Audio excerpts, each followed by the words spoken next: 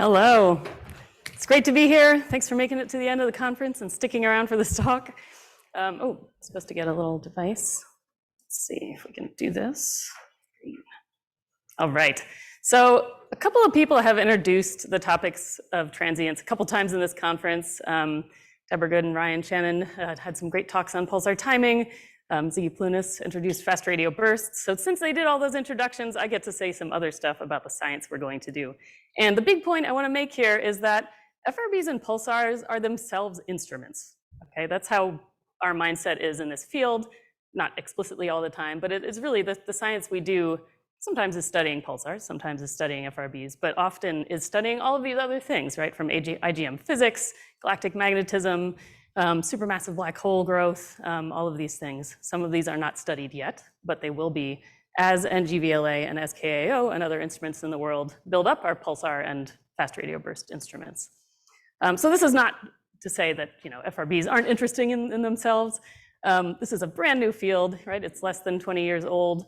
And as I compiled a listing of the fast radio bursts that we know about, it's really only a couple of years old, this field, in reality. So there's still this huge list of what fast radio bursts could be. We don't even know that yet. We don't know what progenitors they have.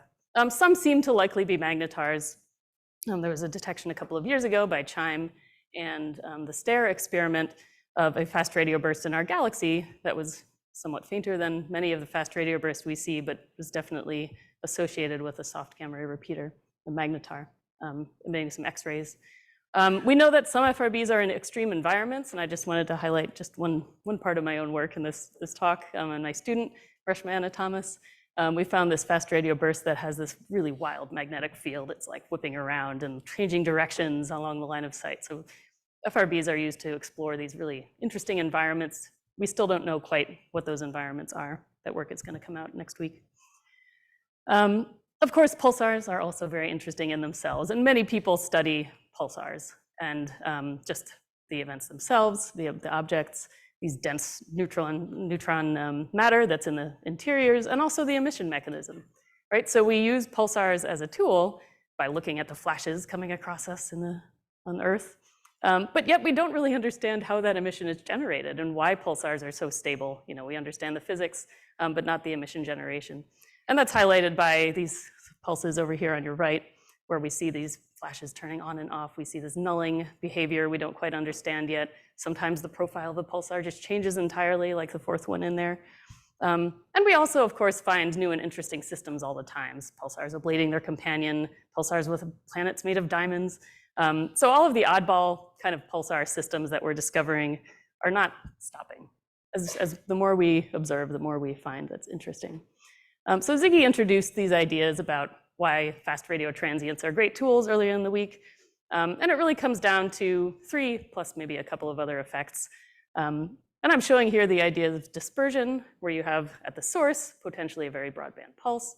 And as it goes through more and more media, diffuse plasma, the pulse gets more and more delayed with low frequency. And this is a really critical part of why these pulses are so interesting, right? We're able to observe diffuse plasmas that might not be visible by other means. There are other effects which I'll talk about less, being scattering scintillation of the interstellar medium, intergalactic media, and Faraday rotation that happen in dense magnetized areas. So with fast radio bursts, we really want to be probing these diffuse plasma. And this is the piece of FRB science I'm going to highlight. There's a lot of potential fast radio burst science that we don't necessarily know what's going to be yet, because we don't know what makes fast radio bursts. But one of the big things we're trying to do is find a large number of fast radio bursts, look at where they are, right, where they're coming from. We get a redshift, find a host galaxy, and quantify where all of that plasma is lying along the line of sight, how dense that plasma is, and ultimately really probing the epoch of reionization's many states of ionized gas along the line of sight from us to that fast radio burst. And here's one plot that I'm going to spend a little bit of time detailing. So ignore the blue and green stuff on the left side of that plot. It's less important than the right side of that plot to the right of that dotted line. What I'm plotting here is the host galaxy's cosmological redshift of a number of fast radio bursts versus the dispersion measure. So this dispersion measure, as introduced earlier in the week, is something that quantifies the amount of plasma along your line of sight. not the amount, but the density, okay? Density of plasma, as you go through denser plasma or out to more larger distances, you'll get more and more dispersion. And you can see that there is, seemingly, with all of these fast radio bursts that have been localized, a sort of trend here that gets more dispersion at higher cosmological redshift. And this makes sense, right? You're probing more and more plasma as you go out farther. It turns out when you compare this with predictions from just, Big Bang nucleosynthesis, star formation, fully ionized intergalactic medium, that FRBs do align pretty well with this field. But of course, as in the previous slide, fast radio bursts are also in host galaxies. Maybe they're in star-forming regions. So there are local plasmas that make some fast radio bursts, let's see if I can use this thing, very poor probes of this intergalactic medium because they're in these dense, dirty environments. But there will be some subset that is very good at detecting diffuse media and probing, again, things that, for instance, Lyman alpha can't probe because it's ionized. So what we really want going into the future, I guess I didn't mention this plot. This is just a histogram of the dispersion measure of fast radio bursts, just number, It looks like we seem to peter out at about maybe 3,000. That's the highest detected so far. This is maybe partly due to intrinsic distribution of fast radio bursts in the universe. That was explored in a paper by Shin et al. With Chime's very large catalog last year. It doesn't seem to be a selection effect, right? So it's maybe partly due to sensitivity, partly due to smearing in these pulses, but not entirely. But we can probe potentially out to something like a redshift of 3. But what we really need is to beat down systematics. And this is why I'm thinking of these FRBs as tools, right? We have our instrument, there's these fast radio bursts, but what we need to do is characterize that instrument, understand how to remove these interloping sources. Themselves are also very interesting, right? We could study ionization in other galaxies. But what we really need to do is get many, many fast radio bursts detected as a function of redshift, localized to the host galaxy, so we know their redshift, and then be able to quantify, large-scale structure effects, redshift-dependent evolution of the ionization, and even just characterizing local environments and doing lots of other cool FRB science. So that ends my little portion on FRBs there. I think this might be an old version of my talk, but I'm going to correct a number that's later in my talk that's wrong, verbally. So I did want to talk about pulsars as tools. And again, Deborah already kind of went through the idea of pulsar timing, but I wanted to give you guys a quiz. Look, here's some good residuals, right? This means we have timed our pulsar. We know exactly when the pulse is going to arrive. Residuals are the subtraction of the model of arrival time minus the actual arrival time. So we've modeled our pulsar period. We've modeled our period derivative. We know how much it's slowing down. We know where its position is because, we're going around the sun and it's right twice a year if we have the wrong position. So you can see this nice annual cycle. What do you guys think that is? Quiet pulsar timers. Ryan was teasing me because I wanted you guys to do a think, pair, share exercise. I don't think we have time for that. Solar wind? Not quite. So it still has a year's cycle, but it's getting bigger with time. Ephemeris. Close. So this is ephemeris, right? This is our Earth position is wrong. We get a nice sinusoid. This one is right here, but gets worse with time. So this pulsar is actually moving. It's moving on the sky, right? You have a very large position error. Okay, now your position's pretty good. Okay, now it's wrong again because it's gone across this position. The point I want to make here is that pulsars are really cool. They can do these interesting observations that show up very literally in these timing residuals. And it's not only these effects we can measure, but we measure solar system ephemeris parallax, binary motion, post-Keplerian dynamics of that binary motion. We can get a lot of details out of pulsar timing, and that makes them really excellent physical probes. So one of the things I wanted to highlight is the idea that that I know that ngVLA is focusing on as a probe of our galactic center. There's a lot of dispersion in the galactic center. It is quite hard to find pulsars there because of that dispersion. You can't find these very stable rotators because the pulses are smeared out. They don't look like pulsars anymore at low frequency. When you go to high radio frequency, you're actually able to see those pulses. We're not scattered and dispersed as we would be otherwise at low frequency. And these are just two highlights of kind of the science that we're trying to do with these really interesting pulsars that we think might preferentially exist at the galactic center. We really, when we have a pulsar in a binary system, oops, hit the wrong button there. Let's go back. When we have a pulsar in a binary system, we're often able to measure its mass. We are able to measure all of these Keplerian parameters. And what I'm showing here is a plot from the double pulsar system. So we had 2 pulsars, and we were actually able to get very good measurements. And this orange region, if I've understood this correctly in this plot, is what would be excluded by general relativity. So you can see the zoom in where these Keplerian parameters measured by timing are able to very precisely constrain and test general relativity. If this were a pulsar black hole system, these tests would be even more precise, right? We're getting much closer to strong gravity and testing gravity in that really, really excessive regime. Over here are this is kind of what I call snake plots. So we don't really have a good way of measuring the pulsar radius, but we have a pretty good way of measuring the pulsar mass when we see binaries. Some pulsars are very massive. And what this is able to constrain is the neutron star equation of state. So this is the equation of state of this very dense neutron degeneracy pressure supported matter down in the center of neutron stars. So here's a bunch of equation of state models. All we got to do is measure the mass. And when we're looking in the places like the galactic center and doing probes of all of the pulsars in the galaxy, like ngVLA and SKA are going to do, we're going to find these very extreme systems that are these kind of oddballs and outliers in the pulsar population to do tests like this.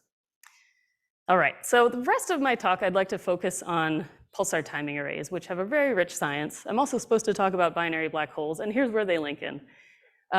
So you have a binary black hole in another galaxy. It's going around and around, maybe about once a year, maybe once every few decades, so human timescales. And it's putting out gravitational waves, right? Gravitational waves you can think of as coming out when a mass is accelerated.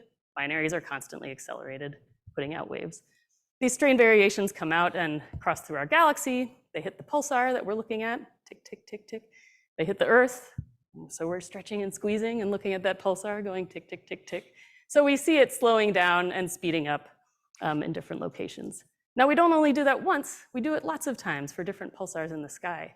And as Earth's space-time is changing, we're able to see the distortions correlated at different separations on the sky for those pulsars. And that kind of stretchy, squeezy animation you're seeing is how we think that a transverse wave going into the screen would look in terms of the stretch of our space-time. And pulsar timing array science is varied. It's huge, right? There's a lot of things we can do. There have been studies of doing Earth-based timekeeping based on pulsars, pulsar navigation. Earth-based timekeeping would be a monopole signature, which means that all the pulsars change in the same way as a function of time. A dipole signature would mean that there's some kind of preferential direction. And of course, we are in a solar system. If the mass of Jupiter is wrong, then we're going to preferentially think we're in the wrong place in that ecliptic plane. So the pulsars off the ecliptic plane won't change, but the pulsars in the ecliptic plane will look wrong. So we might see a dipole. But on the other hand, we might see this quadrupole signature by gravitational waves, which I'm going to focus on now. So this is a plot that's showing the strength of a gravitational wave, the strain, as a function of gravitational wave frequency. And what I've done here is take this model of the universe and seed it with binary black holes. So these are all of our little binary black holes. A binary is at a given separation, so it's at a given frequency going around. That frequency maps with a factor of 2 difference to the gravitational wave frequency. So these are something like binaries at the orbital periods of decades. Over here, these are like months, gravitational wave frequencies in the nanohertz to microhertz regime. So each of those blue dots are individual binary systems. As a binary evolves, we know from Keplerian dynamics, it's going to get rightward on this plot, and it just so happens it'll get brighter and brighter. But then it'll coalesce and we don't see it anymore. Okay, so but then there's also the idea of this background. So all of these systems, there's millions in the universe that are contributing to the gravitational waves we're feeling at Earth. And there's many more at these large separations because they just spend more time at these large separations. You go inwards, and you get a lower gravitational wave background at higher frequency. I did want to show a more precise plot of this because, in fact, the dynamics of how coupled those binaries are with their environment, the galactic environment, really will change this spectrum. So this is just pure gravitational wave emission driving the binaries from large separations to small separations. If you have a really involved process of like gas funneling in and driving that binary very quickly through that early time, you might see less of a background. So you get these kind of low frequency bends. And when we're looking at pulsar timing, what we're doing is measuring this background. Okay, we're measuring the amplitude and we're measuring the spectral index as a function of frequency.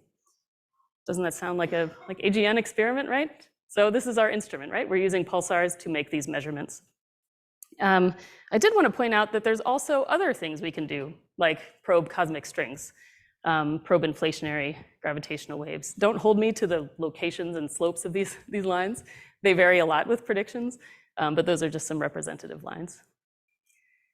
So what we have found recently was talked about a little bit earlier in the week, but I wanted to go through it again, is this idea of this common red noise process in pulsars. So I'm showing here a plot of, this is a strange thing to plot. This is the delay. So essentially what we do is we have our pulsars. We're observing them. We've got our residuals. You saw them earlier. They're just like a time series, right? What we do is take the power spectrum of those. So picture a time series. Give it a lot of low frequency noise, right? It's got big variations on long time scales. Take the Fourier transform of that, and you're all radio astronomers, so I know you can take Fourier transforms. And there's going to be a lot of power at low frequency if you have a lot of sources emitting at low frequency, right? If you have very few sources at high frequency, there's going to be less power at high frequency. And that is what this looks like, right? So this is the power, essentially the power. We're putting it in terms of delay because we're thinking about residuals. What we've done is combine all of the common power in the different pulsars at those frequencies. Pulsars also have their own variations in their spectrum, but this is the common noise at each of these frequency bins shared amongst all the pulsars. And as you could see, there's kind of a rise at low frequency. It gets smaller and smaller as you go to higher frequency. This is a plot from Nanograv.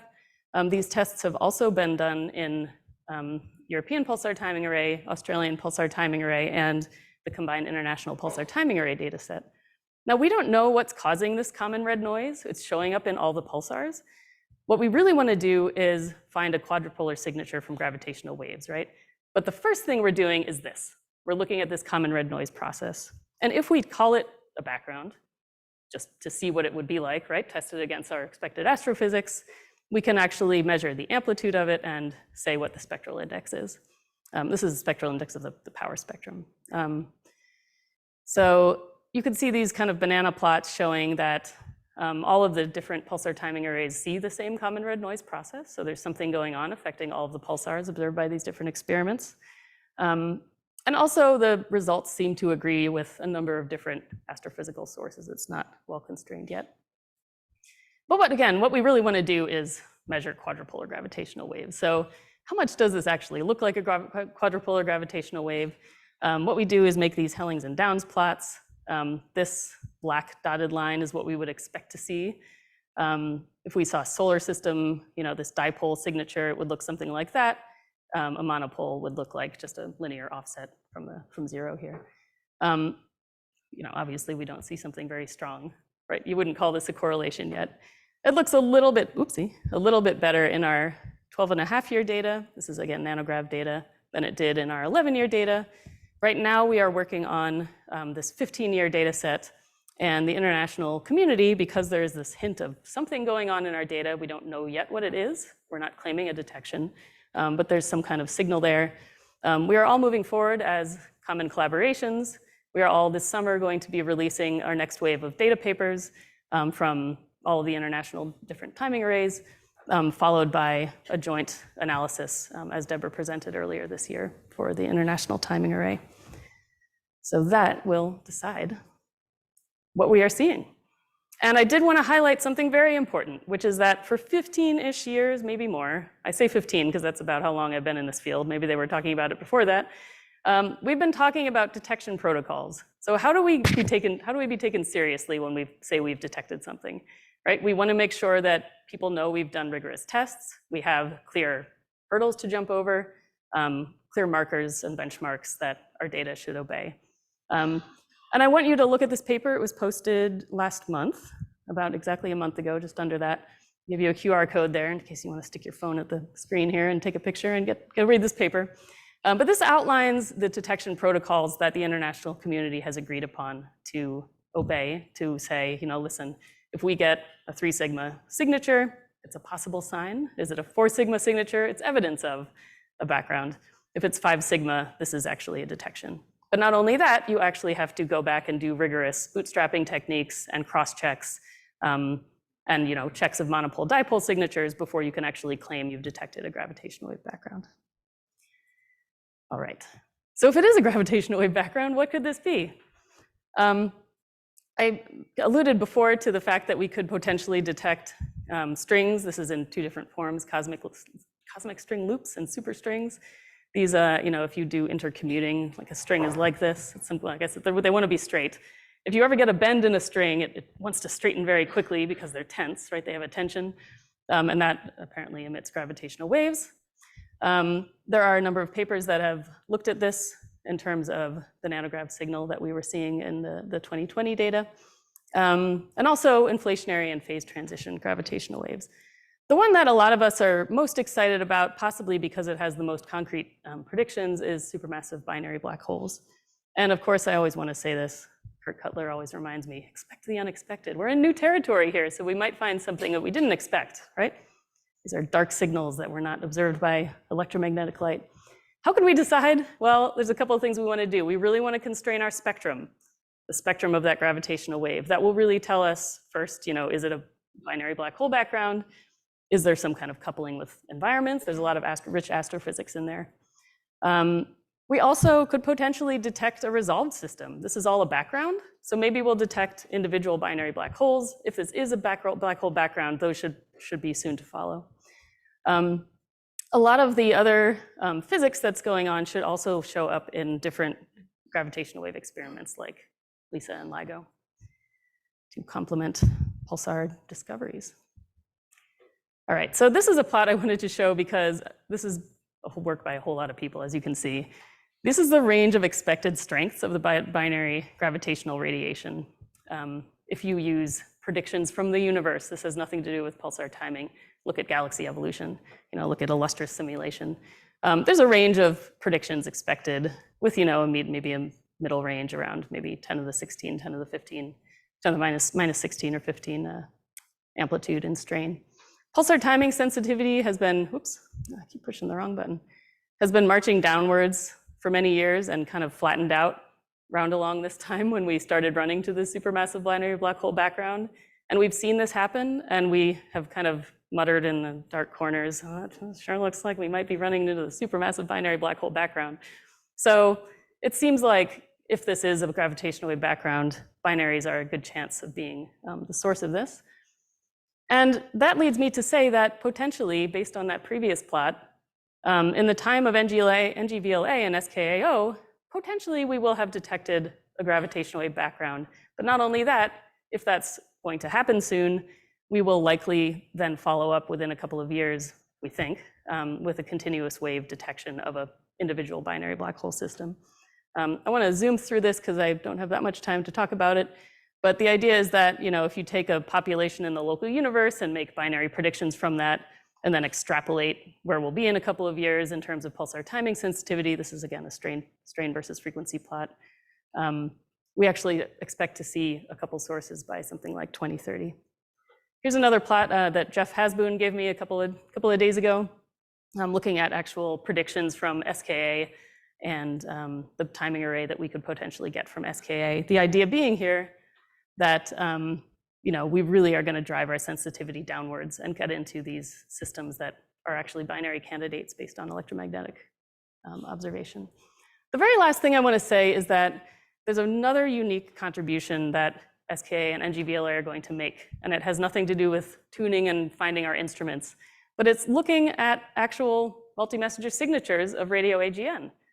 So if you have a binary system, it's emitting a jet, potentially, you can have things like dual cores, you can have jet bending, you can have binary-induced precession, and there's a number of interesting observations you can do with our radio facilities of the sources of these gravitational waves that you're detecting with your radio observations of pulsars. So it's this beautifully radio-focused science. And here's a nice kind of future simulation I did of ngVLA. We ran a simulation of binary black holes, and we ran it enough times that we got a very, very bright one that's nearby and could be resolved with the ngVLA. So here's our, let's think 20 years in the future. Maybe this will be a reality. We'll have our pulsar timing data detecting this object and be able to resolve it with our system. Not all universes contain such a thing. Maybe this one does. Okay, so the very last thing I wanted to say is that we really are going to get a lot out of ngVLA and SKAO simply by building our instruments bigger and characterizing those instruments through observations of radio pulsars and FRBs. And SKA low and mid are predicted to discover something like, kind of the rest of the MSPs in the galaxy. And I really encourage you to go look at Lena Levin's poster over on that wall over there. It's the green one.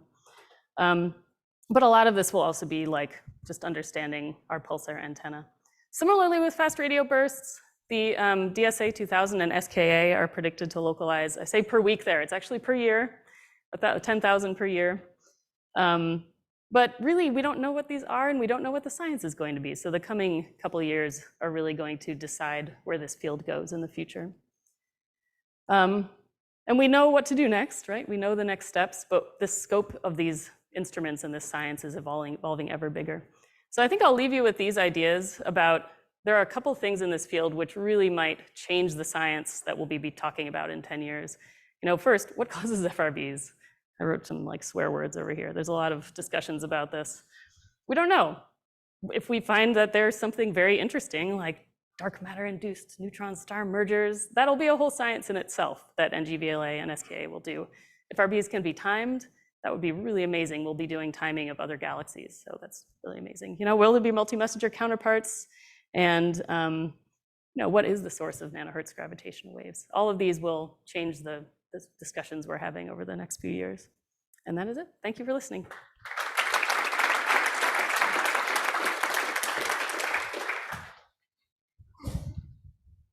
All right, questions?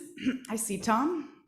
What would the PTA localization look like for a single source? So it depends on the intensity of that source, and it depends on where your pulsars are in the sky and where the source is in the sky. So there's no clear answer. It could be as good as tens of degrees. It could be as bad as half the sky. So, but the more pulsars we get on the sky, the better localization we're able to do. Yeah. Okay, next. Hello, thank you. Thanks for introducing the fascinating subject. I'm not expert in this field. I'm very curious, particularly the supermassive black hole binary as a source of the pulsar timing array discovery. In terms of forecasting, let's say pulsar timing array detects something. Of course, it depends on the system. What typical timescale do we actually can expect to actually see something, actual black hole mergers happening once the pulsar timing array detect? I see. So pulsar timing arrays are detecting these systems at likely maybe a couple of years orbital timescale. If it's a couple of years orbital timescale, depending on the mass, it could be a decade until it merges. If it's a lower mass system, it's going to be longer. The decades-long systems have 10,000 years before they coalesce, so that's not really interesting, right? I mean, but sure, it's interesting, but it's going to take a while. But I will say that actually, that range of timescales lends to an interesting question about what the multi-messenger follow-up will look like. A lot of it will rely on archives because these systems will have been emitting for a long time. So even the observations we're doing now with current generation VLA and other radio telescopes around the world will serve into that science. Thank you. Yeah. Joe? Yeah, awesome stuff, Sarah. That was a really lovely talk. I just wanted a bit of a background, and I'm totally naive in this field, but with the detection with the pulsar timing array, can you back out some general populations of the supermassive black hole binary? So I'm thinking more like with LIGO, right? You can do constraints on rotation rate. Does that tell you something like the mean rotation of a supermassive black hole population? Can you do any of that kind of stuff? Yeah, so there's a couple of parameters we look at. We look at the density of galaxy cores. So if there's more dense and they're refueled by more stars as that merger goes on, then you'll drive the binary faster. So that kind of controls that low frequency spectrum. The eccentricity of binaries, and it's really kind of the science of what they call the last parsec problem. which is, how you get a binary from a parsec separation down to coalesce within a Hubble time. If you left them to their own devices in a big spherical galaxy, they're just going to stay stalled at a parsec or something. But we expect that there's gas, we expect that there's kind of triaxiality, so we'll be able to test some of the physics of those, galactic systems. And the fundamental rotation of these supermassive black holes, like obviously black holes spin, I'm not talking about spin. That's, I don't think that will serve into the background, but I don't know that I've seen that talked about or studied. Thanks. All right, let's thank Sarah again and move on. Thank you.